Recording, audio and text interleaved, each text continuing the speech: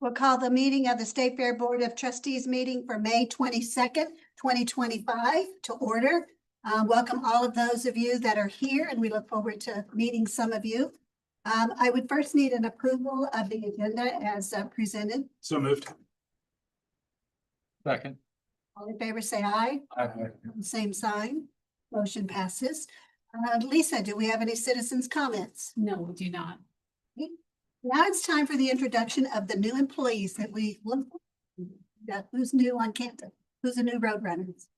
I'm the only one this time? Nope. Okay, gotcha. We're getting so close. Allow me to introduce Valerie Reynolds. This is the place where we wave awkwardly. We practiced already today. Valerie and her husband are both SFCC alums. They currently live in Green Ridge with two kiddos, one in high school and one elementary age. Valerie came to us most recently from Heartland Business Systems, but is no stranger to the social service network in the Sedalia and Pettis County area.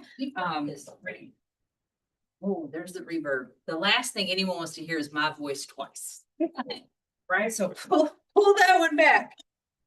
She spent many years serving people with housing insecurity from the Pettis County Community Partnership. She's already made connections with Open Door, with Heartland or Heart of America Redistribution Center. So she's gotten up to her elbows already in helping us provide better emergency services to students when they all roll back onto campus in August. So tickled to have her title's executive assistant, but she is kind of the hub of student needs and helping all of us do the best we can to take care of students on campus. Valerie. Welcome, Valerie.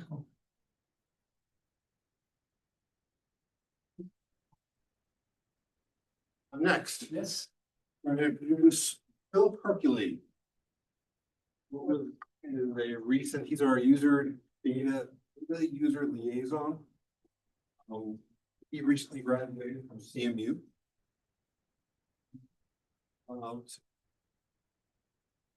So we have all in IT been personality profiled. I think he had done the same by the type of music he liked. That was one of his first questions. What he will be doing for us is we value our relationship, IT's relationship with institutional research and strategic services.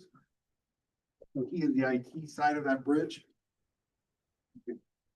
We will also be tracking our security within Banner. Very important part of what we do. We are making sure that part is secure. Our data standards guidebook, he will be helping with that data standard. We would be lost without it. Also administration for certain types of systems like our room reservation system, training with Cognos and training users how to use that, and also setting up reports. To name a few things. Welcome, Philip. Say anything, you and Valerie have asked. I'll stay here, excited to be here. Okay. Valerie.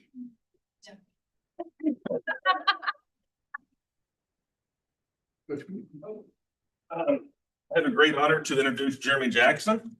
Coach Jackson previously was the head coach at NEO, Northern Eastern Oklahoma, A&M in Oklahoma. In the past 7 years as a head coach, he accumulated 159 wins and led his team to 4 national tournaments in Hutchinson, Kansas. I have the honor to introduce our 7th head men's basketball coach since 1968, Coach Jeremy Jackson, to the State Fair family. He has a lovely wife and and 2 young kids, go Roadrunners. I said you had 30 minutes, so. 30 minutes, how about 30 seconds? Very excited to not only be here, part of State Fair, but part of Sedalia as well. Excited to be here and looking forward to a great season ahead for us. So thank you, guys. We're looking forward I to forgot to it. mention, he has not lost to a team in Region 16 in his 7 years as head coach. Is that right? So there's some big shoes. Nobody's played us, but I assume he's played other. Admiral, Three Rivers. We're good hands. Looking forward to that, Dutch. That's it. All righty, so those of you that are our guests, you're welcome to stay, but you also may go. Thank you. All right, now we need the approval of the April 24, 2025 board meeting minutes. Entertain a motion. So moved. Aye. Same sign, motion passes. Warrant for April of 2025, Keith. During the month of April of this year, the college dispersed $5,843,046. Of that, capital projects, Ellen Brack building construction was 25,680 of that. The residence hall construction of PCE was 1,635,62 of that. And the Tech 2 renovation, which has stepped on is 122,184, with the rest of the expenditures as shown here. Would entertain a motion to approve. So moved. Second. All in favor, say aye. Those same sign, motion passes. Keith, all right, now it's student government or student. Yeah, last time we thought that might be the last one for the year, but we have some dedicated advisor and students that are coming in after the semester. So I'd like to introduce Curtis Hartley, Dawson Worrell, and Sam Jerka. Got it. Host. You did wonderful, wonderful. Hello, everyone. I'm Curtis Hartley, and I'm the faculty advisor for SFCC DECA, which is a student business we have here on campus. And I have Dawson and Sam, and they are here to tell you a little bit about DECA and their trip to national. All that, I'll get out of it. All right, cool. So I'm just gonna talk about my experience with DECA. I'm gonna help. We won in Minneapolis for Engage, and I'm studying accounting. And we went on a tour for Piper Sandler investment firm. It was actually really cool to get like meet and greet like corporate people and like get some real sense of like what I'm studying, getting into. And Sam tagged along because he didn't like any of the other tours. It's also like a good team building experience, and there was a lot of first experience as well. I've never been on a log ride. We had some downtime, so we used a bit of our own money to go on an experience. I did not like that picture. I thought it was pretty fun. But DECA is also more than just you shake hands, get a LinkedIn connection. These two people are important for later. But these two students are from University Las Vegas. And at Minneapolis, we did this team building exercise with cards. And I got their LinkedIn connection and their Instagram, and I talk to them every now and then. We've got friends from all over the country from just doing collegiate DECA. People we still talk to from forever ago. This was the first semester of school. This is Michael. He was with us as a student state fair, but now he's at UCM. And I took the selfie because it was a high view. And this is us at Minneapolis still. This is at Minneapolis State. That was Minneapolis. This is us in our suits competing. No, in a suit. Yeah. This is us taking a train in Minneapolis. Some more team building activities. We had some more downtime after competition, an escape room. This was golf. Now that here we were at State. This is Ramon and Liam. They tagged along. This is me and Sam doing a team event. Prepared event. Yes, and we did actually pretty good. And is that one thing I do like about DECA? It teaches you how to like work under time. So your events are usually 30 minutes to read a problem, figure out a solution, and figure out how to present it. And then you have 15 minutes to go in front of a judge that usually does have experience in the event you're competing in. Like in nationals, I was competing in accounting, and I had to explain my solution to a real life CFO. And then in the second round, an actual CEO. But thank goodness they didn't tell me that because I literally been like really nervous before. Let's say State. This was during second semester. We caught up with Michael at UCM. He was there.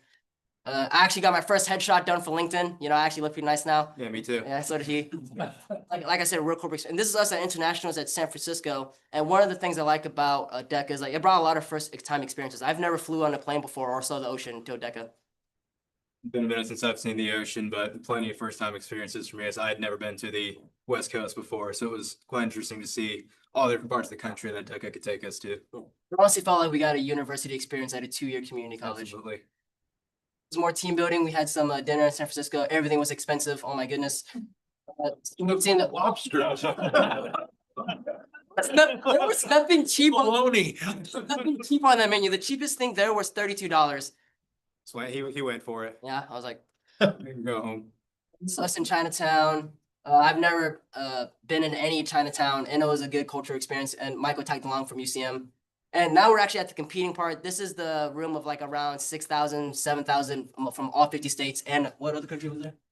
Puerto Rico, and I think a chapter from England. Yes, and then we had some speakers talk to us before events.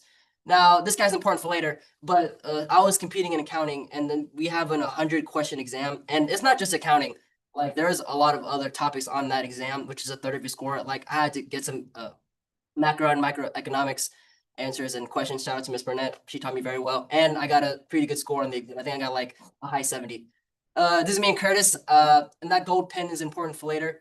I actually got I got a blue ribbon, which means I qualify for the second round, which is top 15. And then the multicolored ribbon means I placed top 10. I got 9th. And then if you get top 10, you get to give your advisor a gold pin. And I got to be the first one. And it's also my first year doing DECA. And Mr. Russell taught accounting very well.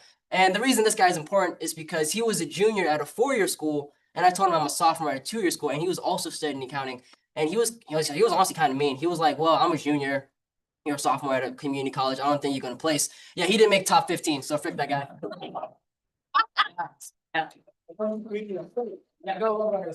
And then Samuel got a silver banded medal, which means he got a really high score in the exam, but he couldn't make it to the second round. And then we met some friends from UCI Irvine. This was the vice president, right, for national? Yeah, she's from University of Arizona at Phoenix. Yeah, we made some good friends, and like I said, I still talk to people every day. Not every day, but I keep up with them on Instagram. And here's Roger. I met from the. Oh yeah, and like I said, we couldn't really do it without Curtis because the gold pin.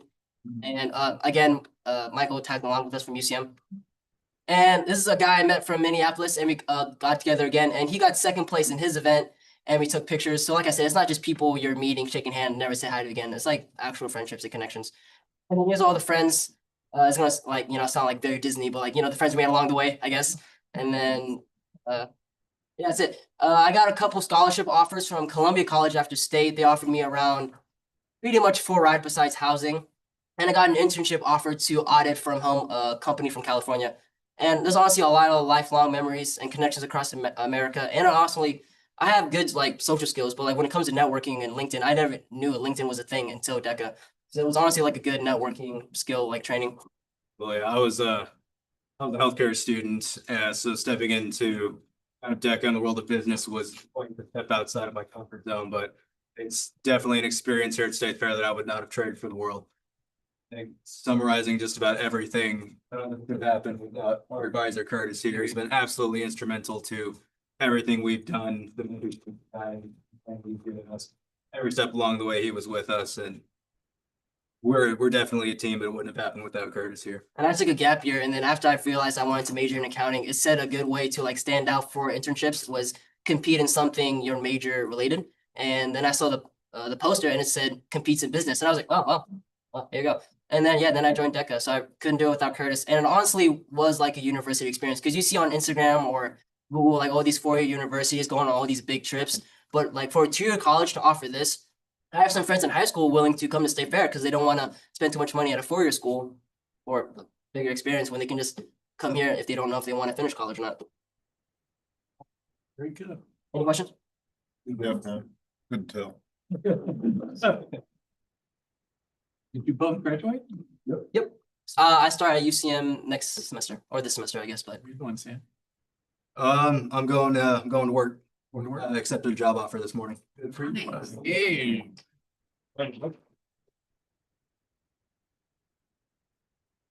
Contact, I said, Sam, I think we met before. Where did we meet? And he said, well, you shook my hand on stage at graduation. You remember him. We are so proud of both of you, and thank you, Curtis, for your leadership. Thank you all.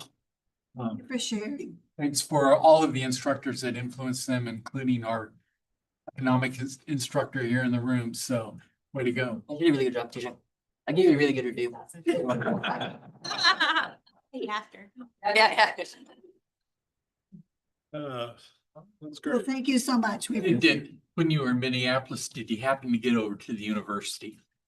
We did not. We did not. We were basically downtown Minneapolis for the entire trip. So you didn't get to any of the haunts that I frequented. They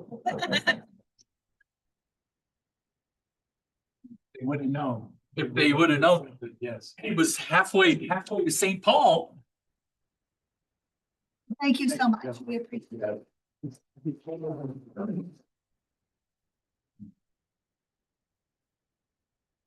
So an institutional report. I'm not sure the leader of that, but Sir, so, Darcy, do you want to introduce them?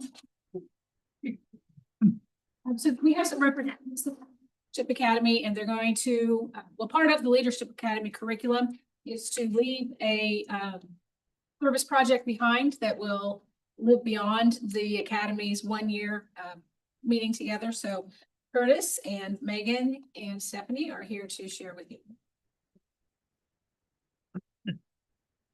All right, well, we have a whole lot more that couldn't be here tonight. Their names are listed in the bottom of the slide there, that contributed to this and joined us in the journey of Leadership Academy for this year. So we're gonna try and be brief, but also thorough to give a good representation of our project. And no, I'll try not to speak too quickly. My name's Curtis Grease, and then we have Stephanie Pisasi, Gannon. And our project is called Lamb's Legacy, and it's a campus beautification initiative. I'll start by saying, early on in the experience, we were assigned different readings from the History of Plywood U book, and asked to basically study the course of progress from 1968 till present. And one of the things that really struck us was during one of the timeframes, Lamb, who this is named after, Donald Lamb, planted most of the trees that we really enjoy today. And so one of the questions that we were taken by on earlier days was, what trees are we planting today? Both figuratively and literally. And so we were inspired to plant trees that long down the road you'd be able to enjoy. But anyhow, before I just say the whole thing in the first slide, I'll just follow through. So Don Lamb was the inspiration for this. From 1984 until 1998, he chaired the Campus Beautification Committee, planted more than 500 trees. They collected aluminum cans and recycled them to fund the project, and received numerous awards for their work. Recently, there have been numerous trees removed due to renovations, disease, age, other issues. And so we have seen sort of an absence in some areas of campus of trees, mature trees.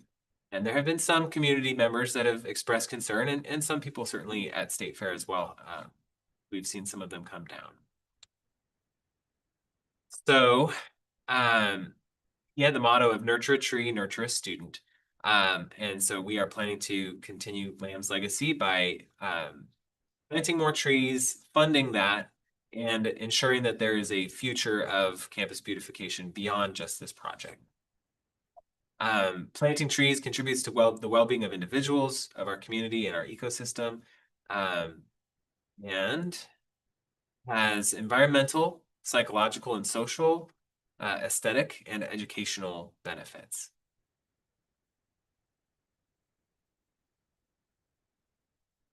Furthermore, as Malka Shaw, one of our cohort members pointed out, it is also symbolic of a student's journey.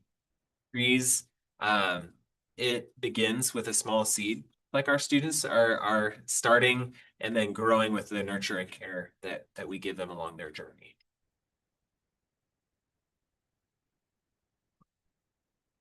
So our goals overall for the group for our project was to have an ongoing fund for the beautification efforts and for marketing with it, to try to get more trees on each campus, not just here, but extended campuses as well, to reinstate the Campus Beautification Committee to live past our cohort time, and then help with suggestions for the campus master plan on where we can put trees in the future around here. So we decided to create a fund through the foundation for the campus beautification. So you can fill out a credit card, scan the QR code, or send a check if you'd like to donate to that project to help us keep it going. So in terms of communicating and promoting this project, we thought that it would be best to do it through a video. So we added this QR code to this video, then added this video to the weekly that goes out to all employees and to the digital sign. So They say that the best time to plant a tree is 40 years ago, and the next best time is now. Our leadership academy cohort has decided as our project to plant more trees on campus. We're lucky that we have amazing mature trees. Right here. But-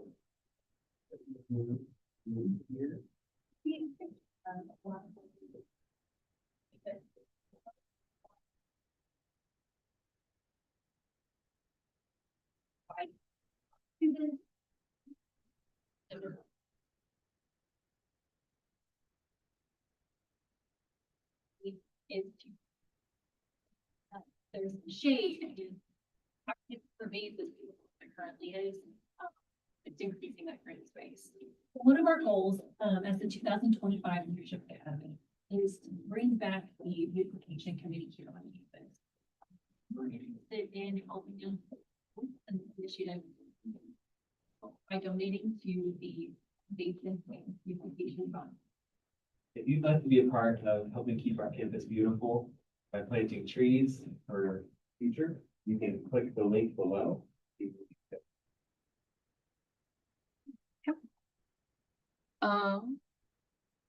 So campus trees. So we didn't want to leave out the extended campuses because they're just as important as the main campus. But since we do not own any of those sites, we decided to do an indoor tree for each of those campuses. So I'm gonna scroll down for a second.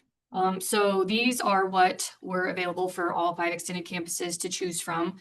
Our art department did the pots for us by doing the pour painting, and then Megan McClellan put Lamb's Legacy on all of the pots for us.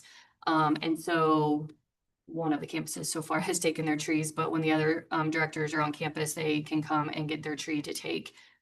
So it is a fiddle leaf fig, which is symbolic of wisdom, learning, strength, and prosperity.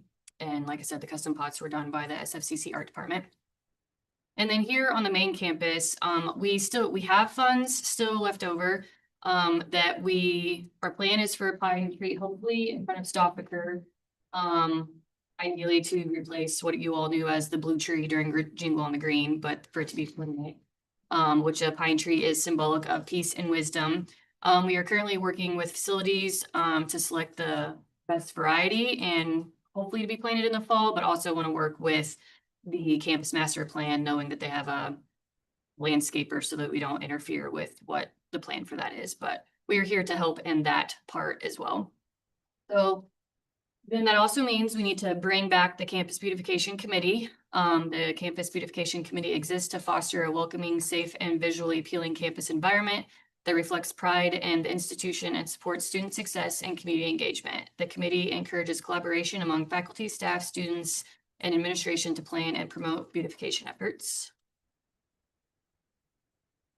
The scope of it is planning and recommendations for trees, maintenance and improvement, maybe on flower beds or anything around to get student and community involvement, collaboration with everyone, and then recognition and awareness about the project.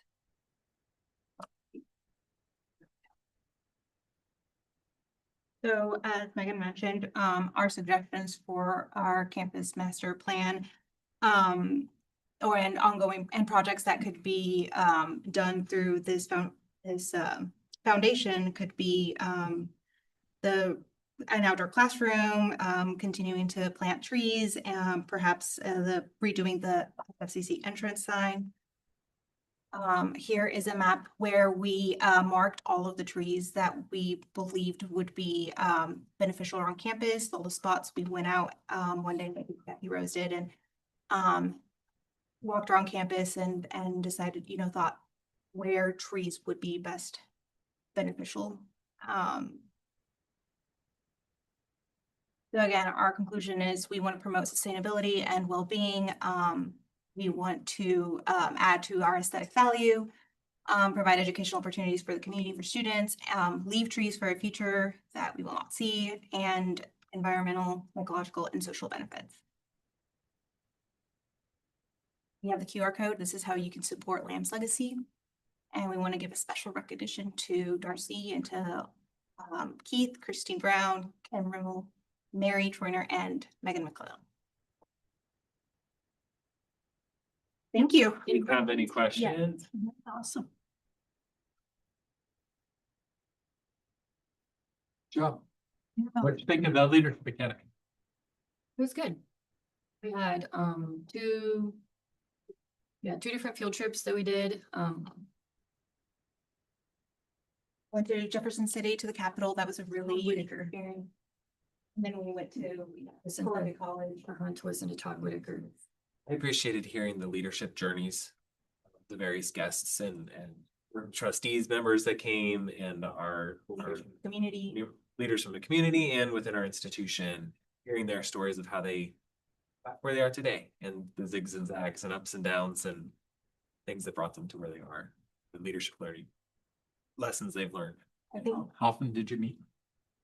At least monthly. I think like one of my favorite parts was also definitely working with people across different offices that I usually don't work with daily. Getting to know them on a personal and professional level was very interesting and unique, and enjoyed that. Well, if this project's any example of your leadership skills, I really look forward to working with all of you in the future for great things to come. Great job.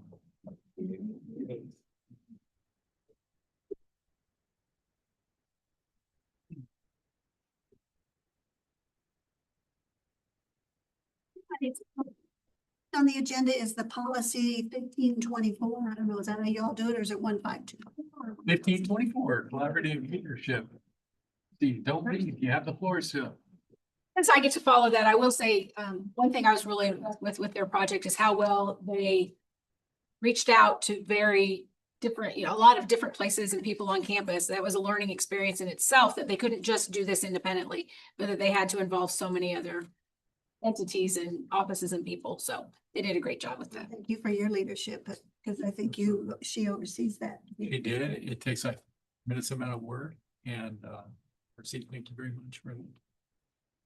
Okay, so I was assigned this year to evaluate the implementation and the effectiveness of policy 1524, which is distributed decision-making. The policy was developed in 2018, 2019 as a product of a continuous quality improvement project that was part of our HLC accreditation pathway at that time. So in other words, I was asked to figure out or to find out, are we doing what we said we would in 2019, and has it made a difference? So to launch this, or to make it happen, we formed an ad hoc committee with the College Council. It consisted of myself, Natalie Ficken, Christine Brown, Cass Fitzpatrick, Jeremy Lehman. And then we asked Scott Semino also to join us because this has HR implications with employee satisfaction. The committee divided into two groups, one to evaluate whether the policy had affected employee satisfaction, the other to assess how accurately we had implemented the policy. So Scott and I looked at the employee satisfaction results. We looked at the focus group and the satisfaction surveys prior to implementation of this policy and after, and we found that there was clear improvement. Trending well was the terminology that we adopted, and we concluded that this policy had at least contributed to a positive change in employee satisfaction. So while there is evidence that had a positive impact, other members of the team dug into the regulations related to the policy, and they found numerous areas for improvement in implementation. I think it's natural. As things unfold in practice, they're a little different than we thought they might be in theory. So it's not really a surprise that there was a gap in some of those areas. So as a result of that evaluation, the committee has recommended some changes to the policy and the regulation. These changes are intended to provide clarification in areas that were unclear, to mitigate those gaps between the theory and the practice, and to enhance the policy's effectiveness. So since policies require Board of Trustee approval, those are the changes that I'll be presenting today. So do you have that policy in front of you? Okay. So you can see we get at the top, the first change that we made was in the title of this policy. It was previously called distributed decision-making.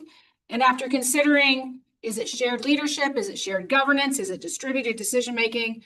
the name we came up with was collaborative leadership, feeling that spoke more to the communication and the cooperation that's involved in decision-making rather than just handing it out here and there and distributing it. So there was a change there. The next change I would point out is in the order of the regulations. In the previous version, College Council was listed as Regulation 1524 and Executive Leadership Team is 1525. The group recommended reversing those. So that's a minor change. More substantially, the group recommended combining there were two regulations, one on standing committees and one on ad hoc committees. And basically in practice, the standing committee regulation left people with a lot of questions about what does this mean? Does my group fit into this? What is, what isn't? And nobody ever looked at the ad hoc committee one at all. So there was no point in having it. So we combined those into one regulation, which will be Regulation 1526. And it differentiates out different types of standing committees. The institutional standing committees, which are defined as permanent working groups that have an ongoing mission that impact the institution as a whole. Examples of that would be like the curriculum committee, the employee engagement committee. Advisory committees, which are defined as groups of internal and external stakeholders that inform and guide programs or departments.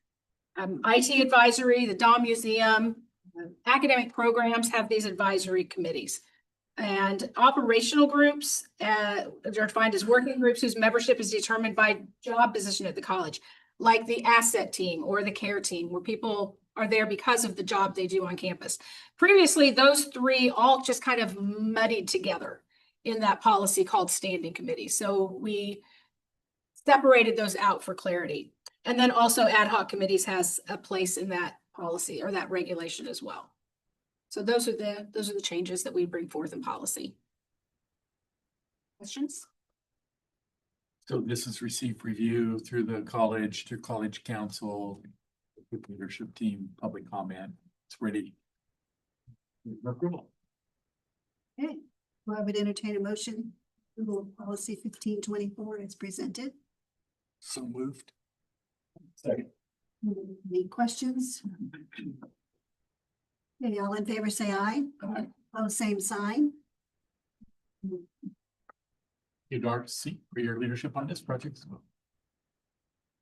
Okay, now, new position, behavioral health science instructor and a full-time track/field assistant coach. Scott, you have. Thank you, ma'am, and good evening, everybody. As mentioned, this is a request to add 2 new positions to the college. These are full-time exempt or salaried positions. And as Keith mentioned, we're growing, and we need employees to help grow our program. So the first is with behavioral health sciences. This is a practicum coordinator and instructor for the position. We currently have a single person running this program. They have 9 students and they're very well maxed out. So for the program to grow and thrive, we recommend adding that practicum coordinator and instructor to help that one person. And we project the program should grow from 9 to potentially 25, and it will have a budget neutral impact if we are able to grow it in such a way.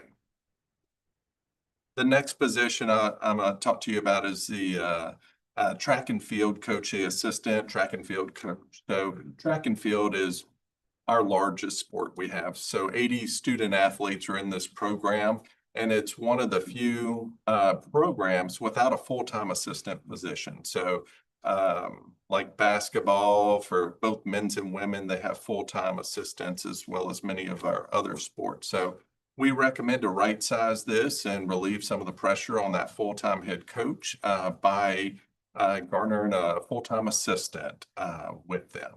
Just to add on, last year we had 60 athletes in track and field. We're going to have more than 80 this year. We really do have an assistant coach, but he officially has a halftime position, and he's halftime in the fall. So we're going to make him full-time track coach and fulfill the residential position with another person. But we didn't want Richard to catch us in not having that position right. We presented that, so we wanted to come forward that position officially and get that approval for you. Mainly to keep us from getting tripped up by Richard. Thank you for keeping us honest.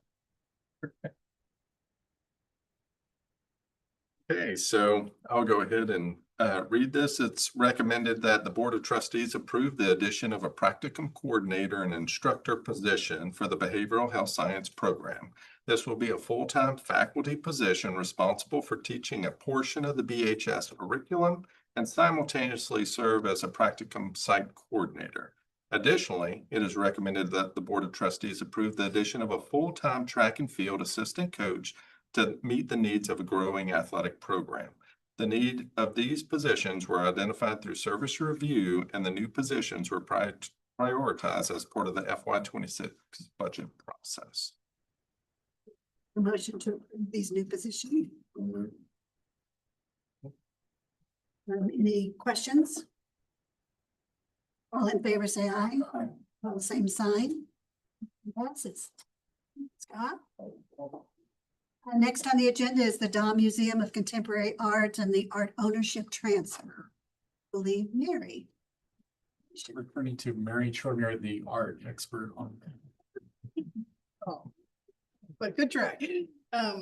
This is something as protocol to really review and processes that we overlooked back in November. We accepted this art transfer from the Art Acquisition Committee. So the Art Acquisition Committee through the Dahm meets periodically once they receive a collection of art, and then they present that to the Art Acquisition Committee. That is accepted, and then it comes to the foundation in a quarterly meeting, which we accepted that in November. And due to the eye of Jessica Sawford, noticed that we had not done the transfer of art to the college. So that's what this is all about, is making the transfer to the ownership to the college. So am I to read this long process, or are you all good to read it and make the motion to accept? I have in front of them. I would make a motion that we accept the transfer of ownership of the art as listed. Any questions for Mary or something you see you want to know more about? Mary on the spot. I don't know if you all know this, but I do represent the Board of Trustees on the art acquisition committee. We have one representation from the Board of Trustees. Well, good job picking the artwork there, Richard. Well, I didn't have much. Yes. And we have a motion and second. All in favor, say aye. I Same sign. Motion passes. think my two questions were, my big question was, is this the budget? And the answer was yes, so that was my contribution. Art Acquisition has an endowment that is held in the foundation office, and the purchases are made. Thank you, Mary. All right, next on the agenda is the Modern Campus Content Management Solution. So this might be a tag team with Keith and Brian, but That Brad, let you introduce what we're doing, then I'll motion. So content management solution is just a fancy way of saying website. It's the software that's on the backside of what the website is created on.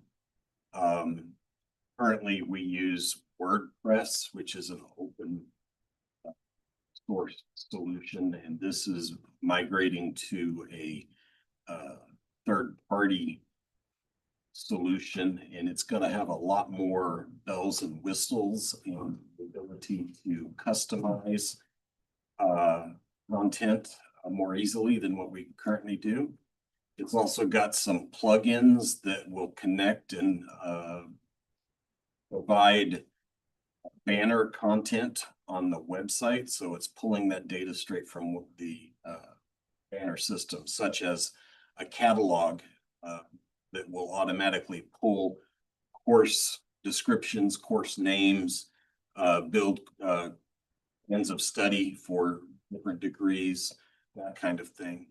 It also has the ability to connect and pull data from other sources, such as the Department of Labor, so that if we want to include current up-to-date earning projections for each area of study, that can be directly embedded on each area of studies webpage and help the student provide, have a little bit more insight into possible forecasts for, their career choices. So just an all-around more robust system than what we currently have.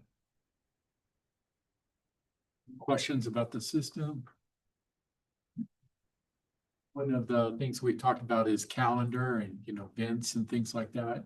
Do you expect that this software will have some ability to improve our? Yes, so one of the things it does is it has an aggregator of RSS feeds, which is a fancy way of saying it's pulling different content together from different locations. So it'll pull like the athletic calendar, and it'll pull the reserve it calendar, and it'll kind of create a little marriage of that data into one calendar. And so that we'll be less likely to have things existing on different calendars outside of the centralized. Reserve it is our facilities reservation calendars. But also classroom management calendar is what that is. It also needs to allow somebody visiting the site to see what's going on and have it make that easier to see than what we currently have. Yeah. Navigation. Yeah, so it'll get a whole new refresh on the front side when you look at the homepage. The way that it's currently set up, and probably more information than you want to know on the back end, when you go to look at the website now and you see that navigation bar across the top that says about and campus life and academics, technically each one of those is its own website. And then all those different websites are being, under the umbrella of the SFCC website. This will migrate those into, everything be under one site. Navigation bar will change. There'll be, we had some feedback from students in student government on what they would like to see on the homepage, and we'll work with student services. We'll be talking with the navigators and the admissions team about what their feedback is. So we'll be gathering feedback from different parties here on campus, with their respective areas. It'll also be a chance to clean up our website. If you stop and think about the website's age being at least 10 years old, it predates my time here. Every time an event is added to the calendar, every time a press release is written, it creates a page to the website. So outsiders that scan our website are looking for errors, or vendors that we've worked with in marketing teams find thousands upon thousands of pages of our website. This will be a great opportunity for us to trim all of that stuff off of there, review the PDFs that are out there. A lot of the PDFs that we have are not accessible and meet accessibility standards. So this will give us a chance to clean up all of those old PDFs that are also sitting out there and eating up storage space. Just in the last couple of years, we've had several issues with storage space and bandwidth on our website, just simply because we don't have the capacity, or the system itself doesn't allow for a lot of stuff on the home page that affects the load time. So this will fix a lot of that. And who else is using the software? The DOM will also be by other community colleges. Oh, yeah, sorry. Multiple colleges in Missouri. Most of them are actually migrating to this system. We had that conversation at the MCCA last year in Branson, and most of the marketing directors talked about their migration to this system. So the DOM will also be using the system. It's currently its own website as well. But savings too, better money down. So there, I noticed that as they did some client references, there were some large well-known institutions, four-year institutions with 40,000 enrollment.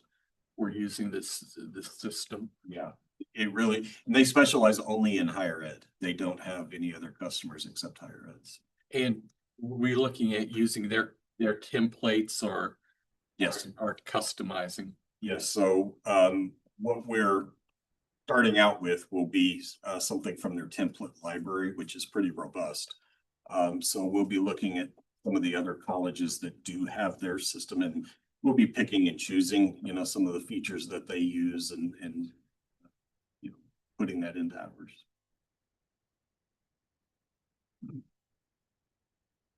I do want to read the recommendation to you. It's recommended the Board of Trustees approve the proposal of Modern Campus of Toronto, Ontario for the content management solution for a new SFCC and DOM museum website. This will include project planning, web development, and user training services for standard CMS deployment and full implementation, including setup of the CMS environment, implementation of the design into the CMS environment, creation of the editing experience, setup and configuration of repeatable page layouts, quality assurance and delivery, and comprehensive training for utilizing CMS.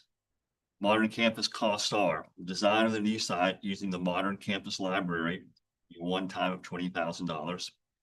CMS implementation and training, the one-time cost of $30,000. An annual SaaS cost of $25,500 for the first year, increasing 3.5% per year annually thereafter, for a total year one cost of $75,500. 11 proposals. We did receive 11 proposals, and we were reviewed by the CMS committee. Further, recommended the president or vice president for finance administration be authorized to sign the agreement with Modern Campus. The budget is the additional authorized FY25 fund. I'll read it. Thank you, Wyman. Okay, I would entertain a motion to approve. Need a second? Second. Any questions or? Well, how will the transition from the current site to the new website work? Will we be offline time, or will it be relatively seamless? You won't notice a difference until we flip the switch on it. It'll remain online, and the second one will be built. When it's time to switch, we just simply redirect the IP traffic to that new server. Great, thank you. Got your work. Head of you, but we think. Is that cost for both websites to be maintained? Yes. And then are we signing 1 year, 2 year, 5 year, 20 year? What's the terms when we agree to utilize these guys? And basically until we say no, and then if we say no, we'll be off the SaaS. So there's a little bit of a long-term commitment here. I mean, they kind of, it's kind of like signing up with Banner or whatever. We would have to find something in its place if that happened. We could find something additional. I think the contract says that there's a 30-day notice of termination. So it's it's annualized. It's annual, but you content better have somewhere to go if you say. I get that. I just want to make sure that we didn't get into a 5 year and we hate the site and stuff for 4 more years. I just. Anybody else? Okay, all in favor, say aye. Aye. Same sign. Passes. And the Freddie Davis Multipurpose Center sound system, and this is information. Last month, the college accepted the bid. Last month, the college accepted the bid in the amount of $83,750 from Schiller's Audio and Visual Services of CWMO, the purchase and installation of a new sound system in the Freddie Davis Multipurpose Center. This bid is within the additional $87,000 FY25 budget authority approved at the April 25 board meeting. This was only bid received. So we have, you gave us approval last month and we did accept a bid. We are proceeding to implement that solution. Solution will be this summer.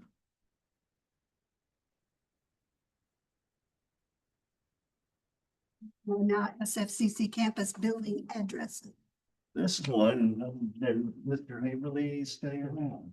No, he didn't. Oh, this was his. Very excited about this. It actually is a very big deal, this next item here. For, well, since the college began, our college sits on one parcel of land, as far as the city is concerned. So we were assigned one address, and then we just have buildings on its address, on that address. So we never had, so whenever, and particularly as it related to EMS, if anyone called EMS or EMS was calling from a building or cell phone, they had no knowledge of where to go. It really was just the campus somewhere, unless someone could tell them. Also, that helped, we had to do wayfinding with trucks, figuring out where our maintenance area was, or residence hall. So facilities has been working with the city and the county to correct that. We've done that. It was just a matter of finally getting down and saying, we've got to be able to have a assignable address to each of our buildings, primarily for emergency response. Is the primary, and then secondarily, for wayfinding, whatever use we want. So what they did is, our roads we have obviously are 16th Street, Clarendon. We have the road coming in on 16th that goes south, which, and then around behind Nader between us and the State Fair, which was SFCC Loop, that was a road name. And then the little road, I don't know, driveway that went into the old residence hall was just called, what was it? Runner Court. Runner Court. And then south of that, it was just a road. So what we've done is, what they've done is they've looked at it from the emergency response system in terms of what is the most likely way an emergency responder would get to that building, whether it was on 32nd Street or Clarendon or SFCC Loop, or this other road that goes south past the residence hall, which is now where Ellebrock Center is, Ewing, maintenance facilities, the residence hall. So they renamed that Roadrunner Drive. The Roadrunner Court's gone. That was just a driveway, is all that is. It's a driveway now of Roadrunner Drive into that. So you'll see the map there of how everything goes. You'll see what the addresses everybody has is. Our main address is still 3201 West 16th Street, which is, officially the Hopkins building now. But each and every building now has an assignable name to them. What the big thing with the county and the city, and I don't understand, but their biggest issue is getting that into Beacon. And being a plat, but they figured it out. I'm not going, but that was always their issue, was we got that done. It's already in. So if EMS knows those buildings now, if you were to call your cell phone from the DOM, would pick up where you are and they would send them to that location now. We've got to redo some work with our phone, so that if we call from a particular building, it has that address in it. So it makes it. So that's number one. EMS can now find us if something happens. Secondarily, now, in particular, we can tell people that to go to the maintenance department, it's 2100 Roadrunner Drive. They can look it up in Google. Google Maps will take them right to it, and not, sit out in front of here and wonder who's going to come up and tell them where to go. That ever happened. That ever happened. Same with any of the other buildings for people who come into campus. And because you could get to campus, you could really use your phone and type in, wherever the record is, and with the address, and you would know where it is now if you wanted to use it on your phone and go there. So this is a major step forward.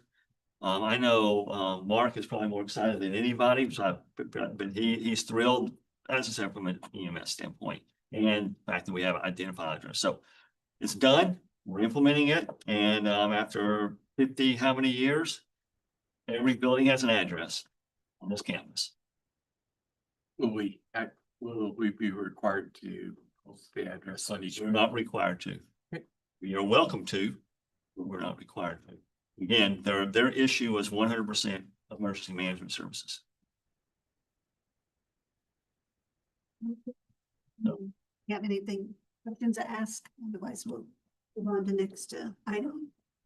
All right, next item is the new residence hall, internet and the network infrastructure. So, gosh, is it 2 years now? Whenever we started to prepare ourselves to build the new residence hall and to build the Ellen Brock Center, and even to build the new athletic fields, anything on the west side. The west side was a data desert. So we started at that time bringing in network infrastructure to that area. So we did part of that project prior to any building going up. We had to get all the let's say it right, but the main lines, the fiber, all that over there from a utility standpoint. While the buildings are being built, in particularly residential, we've got to get the actual stuff in there to make it work. That technical term, by the way. No, to make it work. We got the water hose there. We don't have any faucets, so we gotta get those in there. So this is really to complete that project we started 2 years ago that we built into the budget for this project back then. It's now time to bring all the routers and the whatever all these things are that you're getting. You want to explain what we're doing? I can. I mean, since you're here. Yeah, you're doing a good job. Use a technical term. No, it's the switches and routers, that little access point that you see up there on the ceiling. That's how you get how Wi-Fi works, right? It's that broadcasts the radio. And that's what everybody counts on. You turn the internet off and you're gonna have a riot of students, right? So this is just all the infrastructure, including those things that you see, but mostly the stuff that you don't see, that all connects to. So we actually recommend, for the spend of all this a couple of years ago, and this is what's remaining after we gotta get the fiber optic into the place. So we're recommending that the Board of Trustees accept the bids in the amount of $111,178.03. And the bid of $80,121.94 from CDWG of Chicago for internet and network hardware to serve the new residence hall. This is the completion of the budget internet infrastructure items for this construction of the new residence hall. Funding is the construction funds recently. Some of this will help the Ellen Brock a little bit. But primarily the residence halls where the big, I mean, you've got 200 and something rooms there that have to. You look at the cabling in the ceiling. The cable's about that big around. So we will get that lit up now over there. Is it called painted? Yeah. Okay. You're so technical. Right, I would entertain a motion to approve the new residence hall internet and network infrastructure. So moved. Any questions for Keith? All in favor, say aye. Same sign. Ain't that Daniel? Yeah.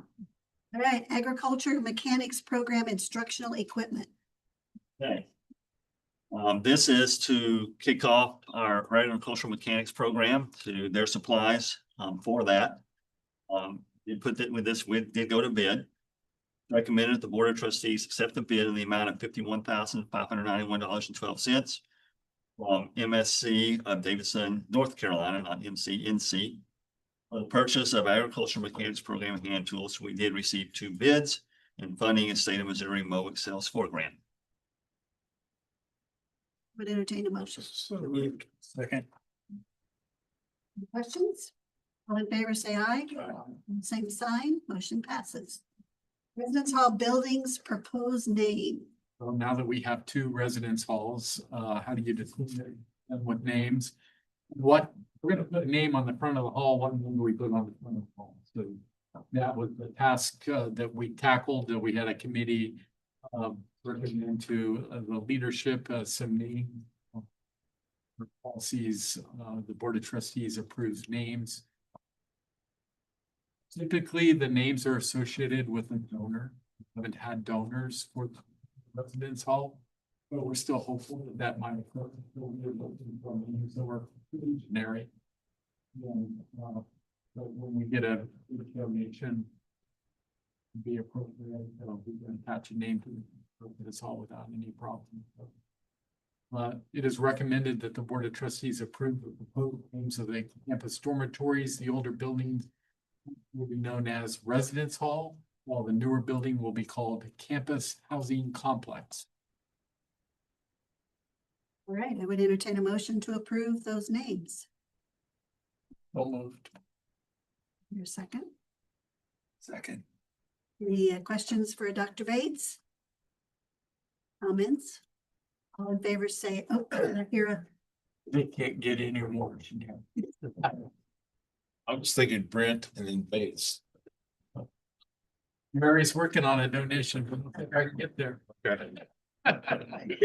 in favor say aye. Aye. Opposed, same sign. Motion passes. All right, Dr. Bates. All right, if you're closer. If you open up the calendar, couple of dates to pay attention to. The Service Awards banquet, and you have an invitation to the Service Awards is June 12th. And that you would like to have an RSVP, so if you could contact Lisa. There is also a process, if you may have already done it, you may have seen that in the portal, but easiest way is to contact Lisa by June 4th, so we can reserve a seat for you. This is an annual event where we recognize our retirees and other service award winners, and it's a nice evening, nice way to kind of be here. So the TOC conference is June 30th to July 2nd. The hotel is sold out just about, and I guess it's going to be a larger conference than it normally is. So I think we have a few representatives going to that. So just want to highlight those two things. In the calendar, there's other things so that you can note. Legislative wrap up. The Missouri legislature is adjourned. There's several pieces of legislation, including the budget that's awaiting the governor's signature. The budget recommendation featured a 3% increase in the community college core appropriation, and there are other miscellaneous things that impact in various ways. One of them being an increase in fast track funding, which is a scholarship program for adults in technical programs. So that budget is still awaiting the governor's signature, and he does have line item veto authority as part of that process. The highlight of the session for community college is passage of Senate Bill 150. Senate Bill 150 was a workforce development bill. It ended up kind of including a variety of different items mostly impacting higher education. But the one community colleges were focused on is what we're calling the transfer bill. We've been working on this 2 years. And this bill authorizes this Coordinating Board of Higher Education to establish 60 credit hour lower level division transfer pathways for 5 programs: general business, I cannot read my writing, general psych, nursing, education, and biology. Did I get them all? Yes, that's fine. Okay. So I did not read my writing. So that was great. So the idea is that we're proposing to the coordinating board that a group of experts from community college and universities in these disciplines get together and develop that core. And then this legislation will, after they're approved by the coordinating board, those classes would transfer from a community college to any university, public university in the state as a whole. So this also would ask us to create common course numbering and as part of that transfer pathway, that transfer. So our students in business would take those classes and know that they could transfer to a public university. 60 credit hours would transfer and they would start as a junior. So not only would transfer, but they would apply to a degree, or degree it wouldn't have to be used as a general elected credit. Exactly. So it's a big win. We're excited for it. The real work is ahead. Rubber hits the road with developing those pathways. We're colleges, I think we're ahead of the game, making recommendations on that process. So Senate Bill 150 is still not signed by the governor.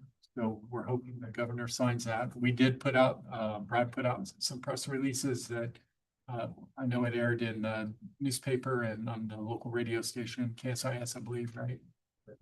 Marshall and Delia Democrat. AMMO. I think I read it in the Tipton newspaper. Nice. Other college presidents have put out press releases in their regions, and so, you know, we're trying to recognize the good service of the legislature for passing this, and we're hopeful the governor signs it. All right, and finally, it's the Ellenbrock A&M. We're hoping to finish that building up, and the residence hall as well.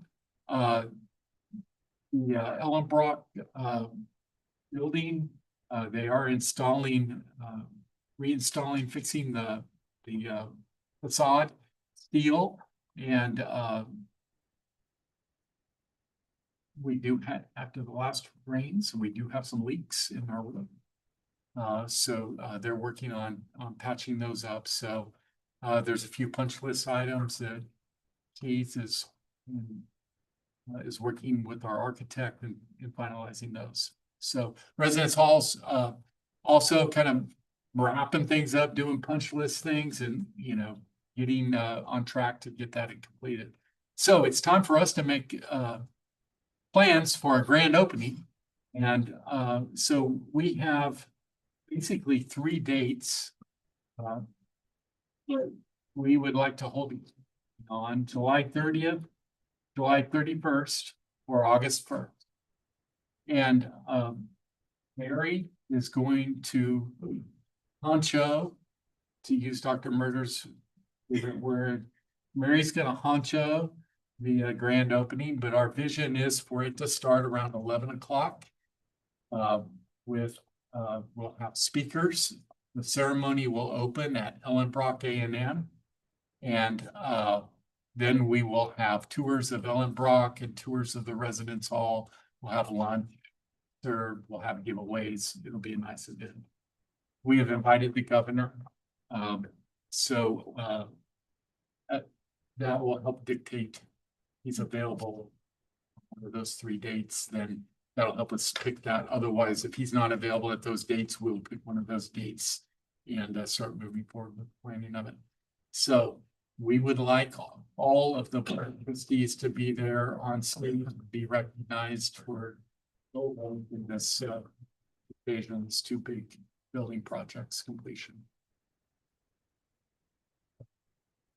Their Balfour will be on our invitation list. Yeah, we will invite all the legislative leaders. We've kind of given them all heads up in our meetings. I've mentioned it multiple times to our Missouri, and I mentioned it to Representative Balfour too last time I visited with him. So they're all aware whether or not they're going to be available, but that date was partly, but that was a good time for many of them. And these are the 3 dates that the Ellenbrocks are available. And I think it's important for them to be there. So that's my report. Thank you so much. All right, looks like we're ready for the financial report from Keith. Of course, information only, but So through the month of April 30th, and the report there is, as you know, no change as you would expect from the end. Want to mention, as I mentioned in our work session on the investment income, you'll see a large variance. A lot of that is due to some time investment we got from funds that were set aside for the residence hall, which we're able to get some money market rate. So that actually gave us a little boost this year for that. Other than that, the last 2 months of the year, May and June, are typically high expense, low revenue months. So you'll see the bottom line balance out to more where we would expect it year end. But overall, I expect us to be over budget 3 or 4% on revenue, and should be right in line with the original budget. However, with some of the additional budget authority you've given us, we'll go over what you see here a little bit, but we'll be very much in line with what we need to, you know, that spending that money this year is helping us for next year's budget, as well as getting some of our programs some much needed help and supply. So we took advantage of the favorable variances this year to invest back in our programs. Two big things approved today, the catalog and the sound system. We got to get those spent, but yeah. So anyway, it's a good financial report. And lastly, in terms of just board reporting purchases between 10 and 25,000 one, this was a purchase made by the IEM department for basically a temperature sensor monitor for their program. That's an academic purchase.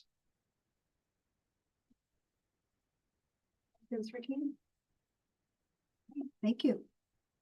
All right, board discussion.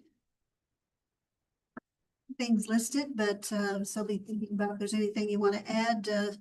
Richard, you want to tell us where we are in the strategic update? Strategic planning. Getting ready to like work on the nuts and bolts of the strategic plan, strategic vision document. We created the process of visioning the future, getting input from the team as to what should be in the vision, or what an ideal vision for the college should be in the, well, we've been looking 10 years down the road. Where do we want to be in 10 years? And there were some themes that were developed. Those themes were shared with community forums. Over 200 community members have been involved in the community forums, sharing input.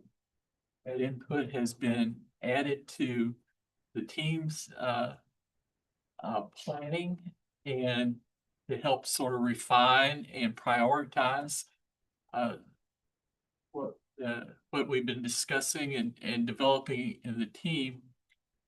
And now we're basically ready to come back and say, here's our key goals. Now, how are we going to get there? And what are the steps to achieve where we want to be? And so we have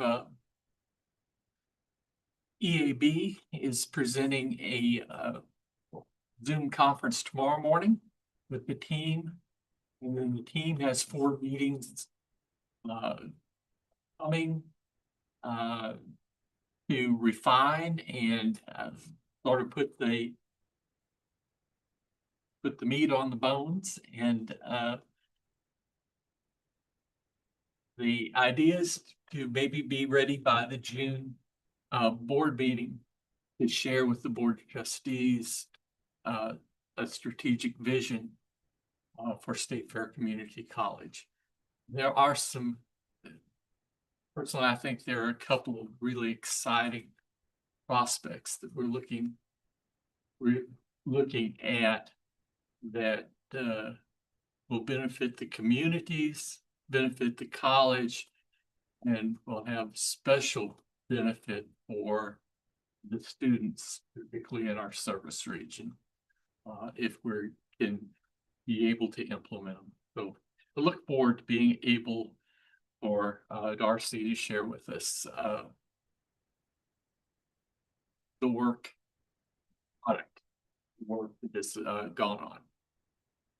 Thank you, Richard. The campus master plan update, Jeff and I are on that committee and with several others. And so we know that we haven't heard anything lately because we kind of decided to stop because with the strategic plan happening. So I look back to see when our first meeting was. It was February 20th, was when we had our first meeting that we met to discuss what company did we want to go with. So anyway, we, kind of were continuing to have meetings until then with the strategic plan going, a lot of those things all coincide. We need to know what a strategic plan look like so that we can proceed with our suggestions in that company that we have hired to help us. So Keith, I know will be probably before too long getting us all back together. I guess it's Keith, that's the one anyway, that isn't it? So just kind of wanted to give you an idea that we have not met now for a month. For the fact that we're kind of waiting on strategic plan because we certainly want this all to work together. Also Miller's meeting with additional departments. So they met the academic department earlier. Now they'll re-engage beginning on June 5th with some of the other departments. And So then that's a meeting with the team that would share. Just their I want you to know that. And forgotten, but we're ready to get to working again. Board retreat. One of the things we put on this for board discussion was if there are specific things you want to accomplish at the board retreat, please let Patty and I know. We have some things by policy that we do at the retreat. It's the kickoff of our budget planning cycle. We share our strategic plan. We have some key performance indicator data we share. So we'll do those standard things, but if there are other things that the board wants to address, we need time to plan for those. So you can talk about it now, or if you haven't had time to think about it, let us know later.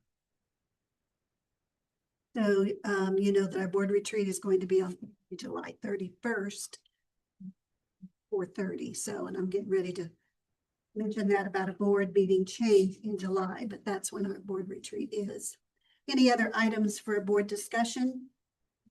What did you say, Pat? July 31st, Thursday. The next agenda item, if we change the board meeting. So see, he didn't have his. Any other board discussion? Not, then the next item on the agenda is the July board meeting change update. So it's recommended that, I guess it says you're going to present. I'll read it, Keith. It is recommended that the July 2025 Board of Trustees meeting be moved to Thursday, July 31st, 2025 to accommodate the board retreat. The board retreat would begin at 4:30 with the general session beginning at 7. There is no perfect time, but there were more conflicts with the previous. There are on 31st. We also know that at that time, Justin's a maybe no matter what, so. As far as I know, they don't know that. Yeah, babies, you can just bring with you. And So. yeah, we can babysit. So that's when Based on our polling, this is the best option to get the most people there. For the retreat. So this will require, of course, us to approve that change of date. So I would entertain a motion change Thursday, July 31st. Who moves? Is there a second? Second. Any comments, questions? All in favor, say aye. Opposed, same sign. You can pass. So the next board meeting for general session will be held on Thursday, June 26th, 2025 at 5:30 right here in the Hopkins boardroom. And so the next thing on the agenda was the closed session, and after we go into that and come out, there is no other items on the agenda, so the meeting would be adjourned. So I would request to go into closed session for legal actions, causes of action, or litigation pursuant to RSMO section 610.0211, lease purchase or sale of real estate pursuant to RSMO section 610.0212, hiring, firing, disciplining, or promotion of personnel pursuant to RSMO section 610.021. So I would entertain a motion to approve for closed session. So moved. Second. Jamie Pierce is absent. Justin Carr. Yep. Justin Hubbs. Yes. Page. Yes. Richard Parker. Yeah. Sure what? Yes, so we request Keith and Scott to stay as well. Thank you guys much for with us, and so have a great, well, I say summer, but yeah.